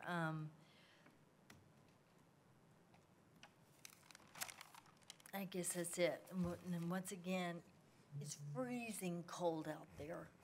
And you save on the money and turn the air conditioner down. Y'all are doing a really good job. I greatly appreciate your hard work and how our city is so awesome and so financially safe. Thank you very, very much. Thank you. Thank you. And that's all the cards I had for that. So, the next item is agenda 9, reports, Parks and Recreation Advisory Board minutes. Any questions or comments on that? Those are great. We want to comment, the ice cream shop didn't renew their lease. I'm sorry. On her comment on. Yeah, that office, that location is being taken by a professional office, and They actually have been renovating it for quite some time, so they should be opening shortly. Dental office, you The said? owner Dental pushed- office? Yeah. So the owner actually pushed them out because he sold it to a different, or leased it to a different person. Yeah. Okay, no comments on the reports? And we do not need agenda item 10, which is ending resolution, and that brings us up to adjournment. Holy So moly. that's- Another night before 10. What time is it? Yeah. 9:21. We can sit and talk about We can talk about something fund else. balance Yeah. or something. I don't know. We're Let's done. not. So I'm going to, without objection, we're adjourned. Thank you. Yeah, do something. Oh. Tell the chief, make sure we do something nice. Actually, I hate to adjourn so early. There you go.